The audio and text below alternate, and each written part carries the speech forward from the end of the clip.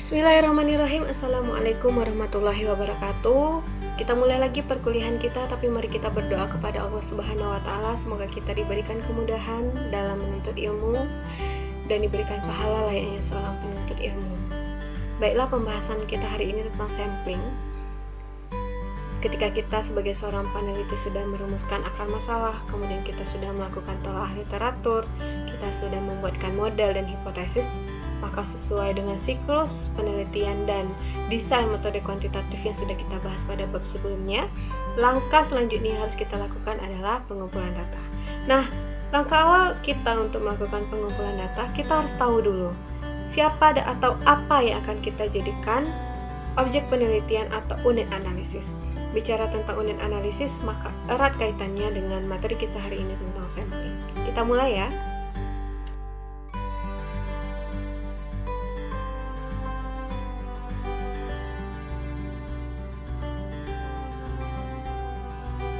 Dan kita memahami materi hari ini, kita harus tahu dulu definisi-definisi tentang istilah-istilah.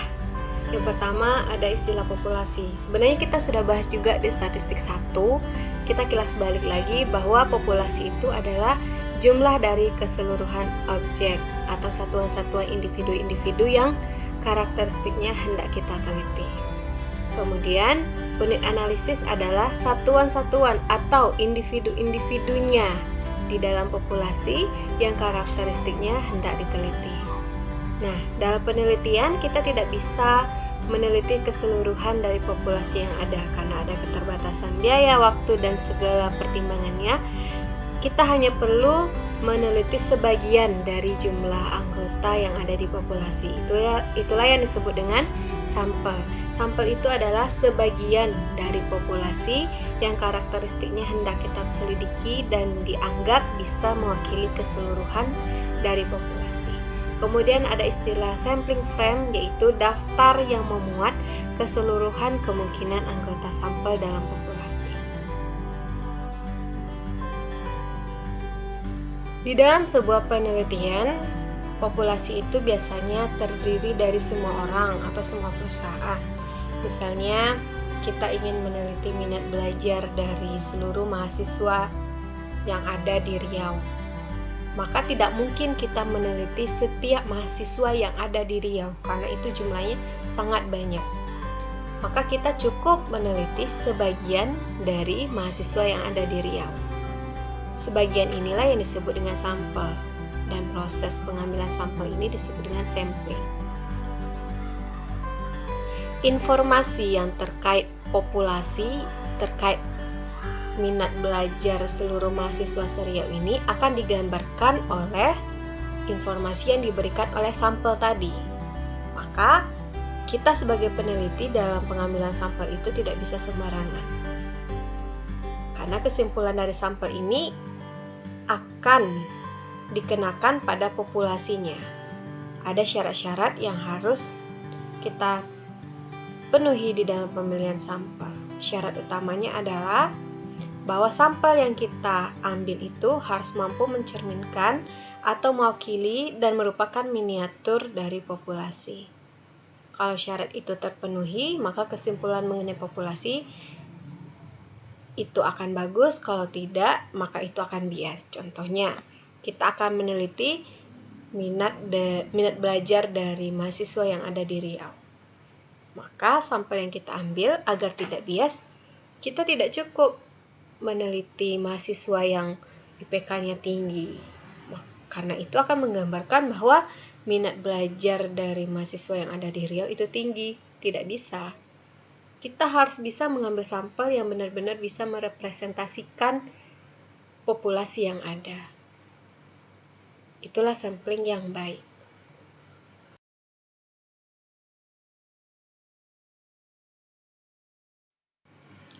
Nah, bagaimana cara mengambil sampel agar kita bisa menghasilkan sampel yang baik? Ada beberapa metode pengambilan sampling. Terbagi dua, yaitu sampling probabilistik dan sampling non-probabilistik. Yang probabilistik terdiri dari beberapa bagian dan kemudian yang probabilistik juga terdiri dari beberapa bagian. Kita bahas satu persatu.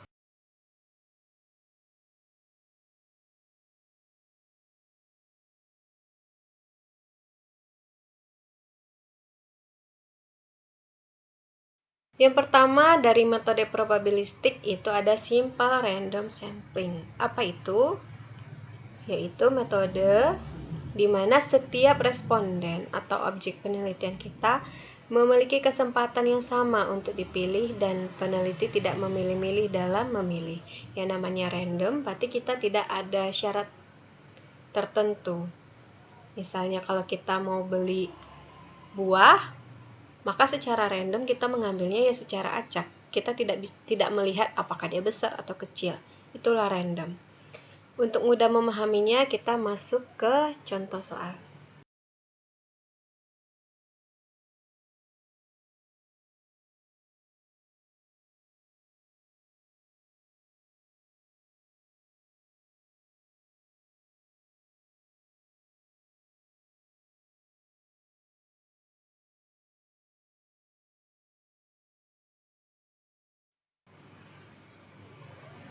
Misalnya kita ingin melanjutkan penelitian tadi ya, meneliti tentang minat belajar dari seluruh mahasiswa yang ada di Riau. Kemudian, seluruh mahasiswa ini anggaplah kita tahu jumlahnya berapa. Kita buatkan seluruh mahasiswa ini sesuai dengan namanya, kita buatkan daftar para respondennya. Seluruh mahasiswa kita buatkan daftar namanya dari A sampai Z. Terbayang ya, kita buatkan tabel namanya dari A sampai Z seluruh mahasiswa yang ada di Riau.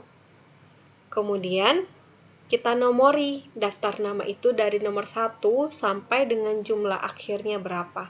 Misalnya 10.000. Berarti kita nomori dia dari 1 sampai 10.000. Setelah kita nomori, maka kita akan memilihnya. Karena kita menggunakan sistem random, maka kita akan mendapatkan dengan random, bisa dengan cara undi. Yang namanya mengundi, kebayang ya bagaimana undian? Bisa kita lakukan dengan Microsoft Excel. Jadi di Microsoft Excel itu bisa kita buatkan tabel, kemudian kita acak dia seperti sedang mengundi, maka akan keluar nomor-nomor yang bisa kita jadikan dasar untuk memilih nama-nama yang sudah kita buatkan tadi. Misalkan nomor yang keluar di Excel itu adalah nomor 15, 135, 2003, dan seterusnya. Kemudian, nomor inilah yang menjadi dasar kita dalam memilih responden. Nomor 15 yang keluar, maka kita lihat di daftar nama tadi nomor 15 siapa. Maka dia akan menjadi responden kita. Juga nomor 2003, siapa yang nomor 2003, maka dia akan menjadi responden kita. Begitulah sistem random sampling. Tapi kelemahannya, begitu banyak responden, maka itu akan membuat kita sebagai peneliti kesusahan untuk membuatkan dia daftar nama responden dan menomorinya satu persatu. Itulah kelemahan dari sistem random sampling.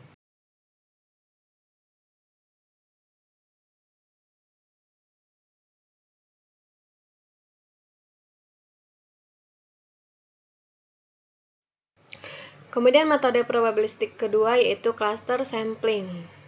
Ini bisa jadi solusi dari kerumitan yang ada pada simple random sampling, yaitu menomori dan membuat daftar responden.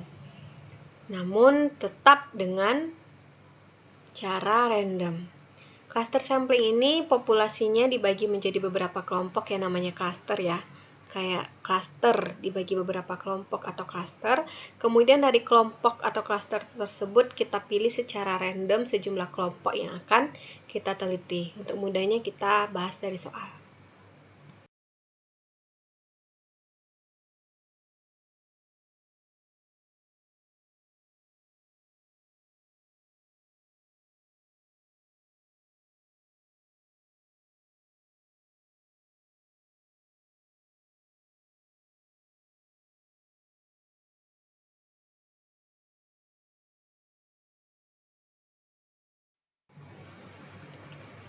Misalnya kita peneliti ingin memilih sebuah sampel berukuran 100 kepala keluarga dengan cara cluster sampling. Nah, populasi di suatu desa itu mempunyai 1000 kakak. Dari 1000 kakak ini kita hanya ingin mengambil 100 kakak. Maka bagaimana dengan cara cluster samplingnya?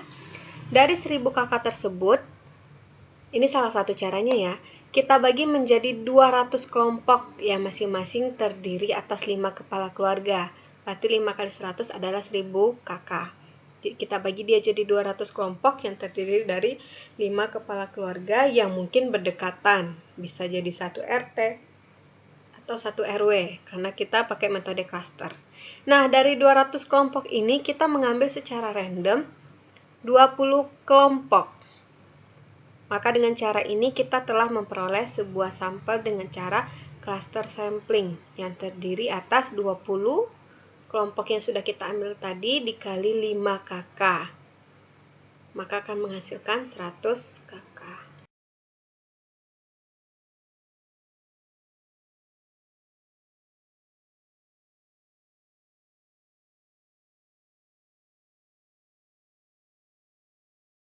Probabilistik yang ketiga adalah stratified sampling. Seringkali metode ini diaplikasikan dalam populasi yang memiliki kelompok-kelompok dengan karakteristik tertentu yang namanya stratified atau strata, berarti dia memiliki tingkatan-tingkatan kelompok-kelompok dengan karakteristik berbeda satu sama lain. Misalnya bisa berbeda umur, pendidikan, atau sebagainya. Maka dalam situasi yang berkelompok-kelompok dengan karakteristik berbeda ini, satu-satunya yang bisa digunakan adalah metode stratified sampling.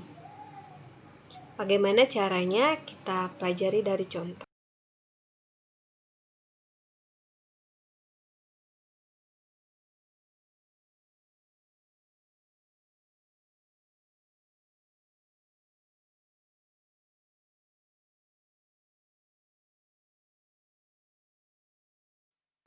Misalnya kita ingin meneliti di sebuah populasi yang terdiri atas usianya berbeda-beda atau berstrata.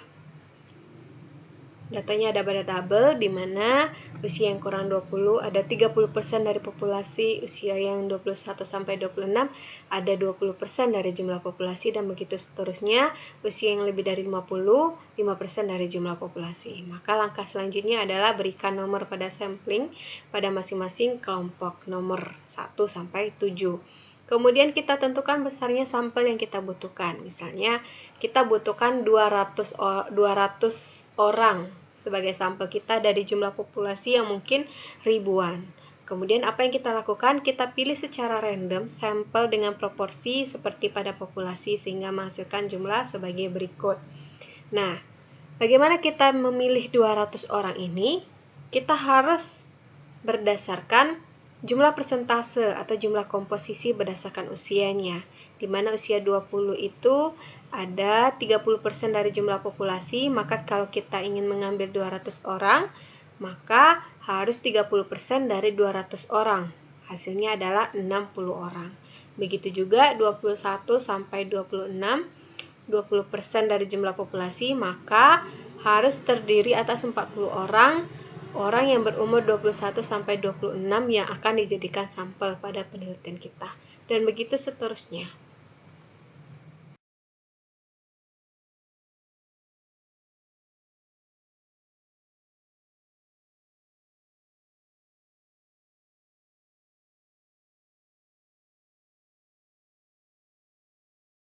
Yang keempat adalah systematic sampling. Dilakukan dengan mengambil individu berdasarkan urutan tertentu dari populasi yang telah disusun secara teratur. Bagaimana contohnya?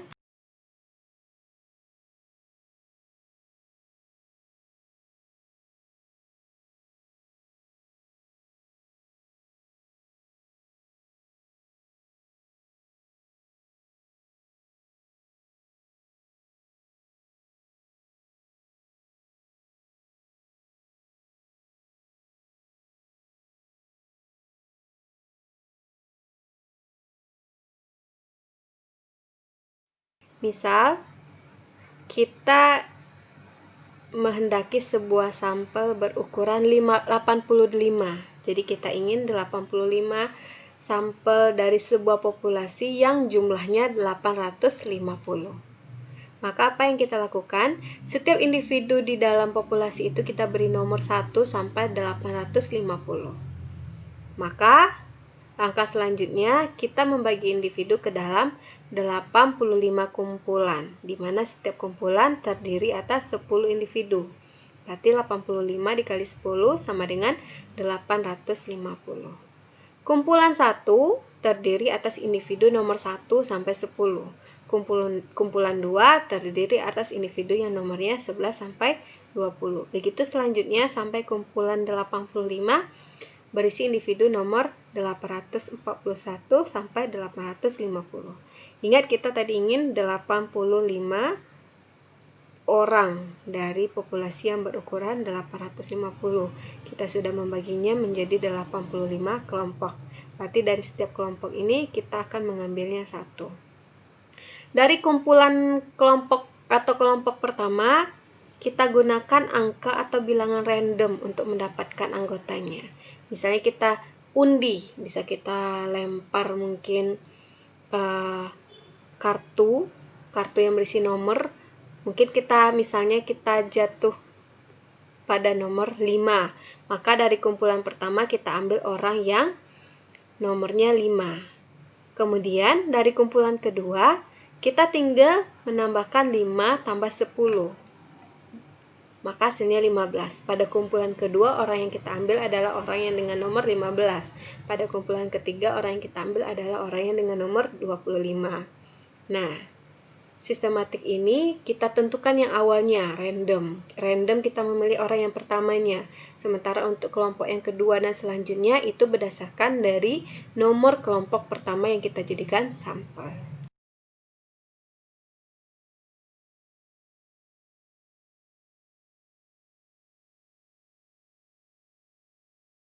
Tadi ada 4 contoh dari metode probabilistik. Sekarang kita bahas dari metode non-probabilistik. Yang pertama adalah convenience sampling. Ya namanya convenience ya, berarti gampang. Metode yang memudahkan responden dalam penelitian di mana tidak terganggu privasinya dan memudahkan kita sebagai peneliti dalam memilih responden. Kita sebagai peneliti cukup datang ke pusat keramaian atau tempat manapun yang diperkirakan tersedia responden dengan karakteristik yang kita butuhkan. Kemudian kita wawancarai atau kita berikan kuesioner. Kalau misalnya disangkutkan dengan contoh yang tadi, berarti kita datang mungkin di suatu event yang ada seluruh mahasiswa yang ada di Riau di situ berkumpul. Kalau kita menggunakan convenience sampling ini, kita datang ke event itu. Kemudian kita secara gampangnya mengambil siapapun yang kita dapatkan, mungkin pertama kali, atau mungkin kemudian yang paling dekat dengan kita, itulah orang yang kita jadikan responden. Itulah convenience sampling.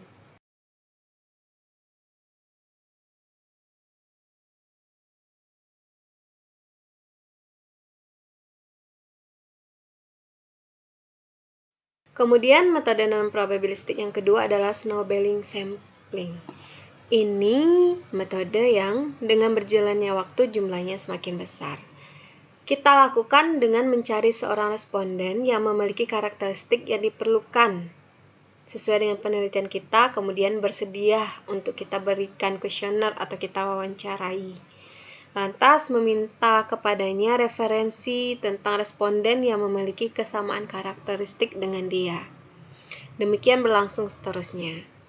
Misalnya, kita butuh responden yang memiliki atau berpendapatan 500.000 per bulan. Kemudian, kita mencari responden yang memiliki pendapatan 500.000 per bulan yang bersedia, kita berikan kuesioner atau kita wawancarai. Nah, kita dapat satu orang pertama. Langkah selanjutnya apa? Kita bertanya kepada dia, siapa kira-kira orang seperti dia yang memperoleh pendapatan juga 500.000 per bulan. Kemudian dia akan memberikan referensi kepada kita dan kita jadikan orang kedua. Nah, orang kedua kita akan bertanya siapa yang memiliki kesamaan karakteristik, yaitu memiliki pendapatan 500.000 per bulan. Maka orang kedua akan memberikan referensi yang akan kita jadikan responden yang ketiga. Begitu seterusnya.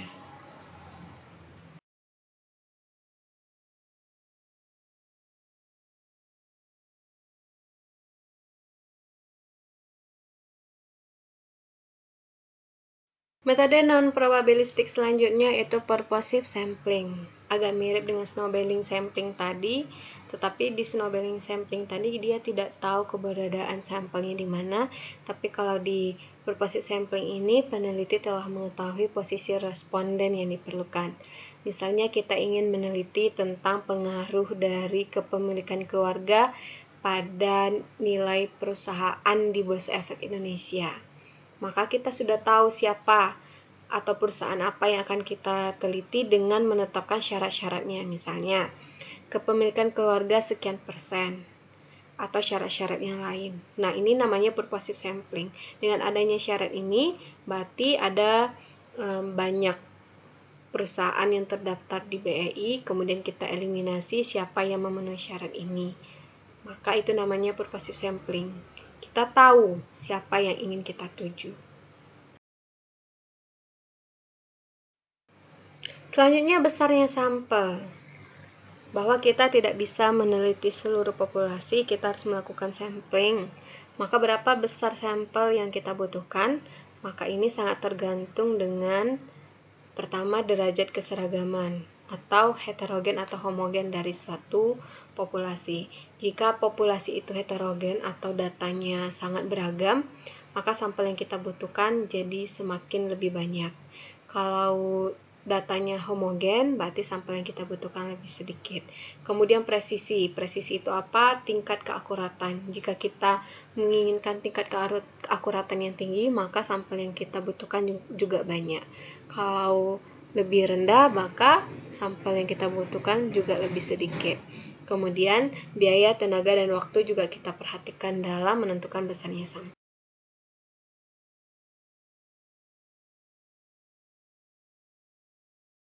Terakhir, adakah rumus dalam menentukan besarnya sampel? Ada banyak rumus, ada banyak ketentuan atau banyak alternatif kita untuk menentukan besarnya sampel. Pada pembahasan ini saya hanya membahas 2, padahal ada banyak ya. Silakan nanti baca referensi lain, atau dia juga berdasarkan kasus yang ingin kita teliti. Di sini menghitung besar sampel bisa dengan rumus Lovin, di mana kita akan membagi seluruh jumlah populasinya dibagi dengan 1 ditambah seluruh jumlah populasinya dikalikan dengan E. Kemudian maka akan kita dapatkan besar sampel. Selanjutnya ada rumus Hire et al, di mana rumus ini berlaku jika kita menggunakan aplikasi SEM atau Structural Equation Modeling, di mana sampel kita butuhkan dengan mengalikan 5 kali variabel penelitian. Jika variabel kita 3, maka sampel yang kita butuhkan adalah 5 kali 3, 15. Bahasan kita hari ini semoga bisa memudahkan teman-teman dalam memahami mata kuliah ini. Jika ada pertanyaan silahkan. Terima kasih atas